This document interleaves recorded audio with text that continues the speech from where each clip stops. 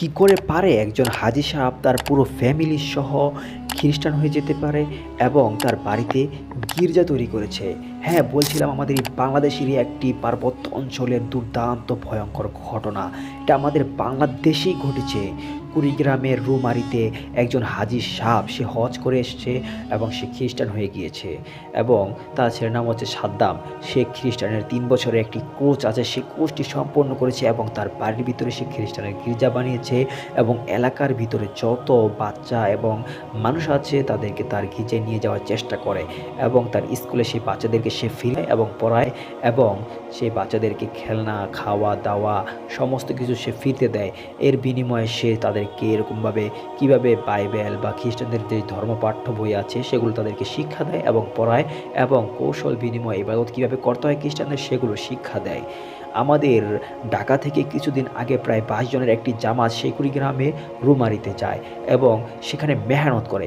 মেহনত করার পরে এরকমভাবে 22 থেকে 25 জন মানুষ আল্লাহর রাস্তায় 3 দিনের জামাতে বের হয়ে যায় এবং সেই স্কুলের যে টিচার ছিল সে এরকমভাবে 3 দিনের জামাতে বের হয় এবং নিয়ত করে যে সব রাতে আল্লাহর রাস্তায় এক চিল্লার জন্য বের হবে এবং মোটামুটি এলাকার ভিতরে একটি টহল পড়ে যায় এবং সেই গির্জা আপাতত বন্ধ হয়ে যায়, স্কুলটিও বন্ধ হয়ে যায়। মানুষকে খুব ভালোভাবে আমাদের সেই লোকগুলো বুঝাতে পারে। এই জন্য অবশ্যই আপনারা চারদিকে খোঁজ খবর রাখুন এবং এই তথ্য জানতে হলে অবশ্যই সেই জায়গাটি ভিজিট করুন।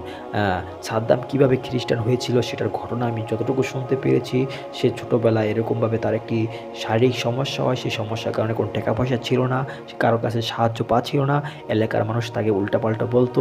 তো এক পর্যায়ে সে এরকমভাবে খ্রিস্টান থেকে সাহায্য নেয় এবং খ্রিস্টান হয়ে যায় এবং খ্রিস্টানদের কাছ থেকে 3 বছরের একটি কোর্স সম্পন্ন করে। তো আপনারা এই সম্পূর্ণ ঘটনাটি জানতে হলে অবশ্যই ওই জায়গাটিতে ভিজিট করুন এবং তাদেরকে বোঝানোর চেষ্টা করুন আল্লাহ তাআলার রাস্তায় এবং আল্লাহ তাআলার দিকে ফিরিয়ে আনার চেষ্টা করুন। অবশ্যই এই ভিডিওটিকে বেশি বেশি লাইক করুন এবং শেয়ার করে দিন।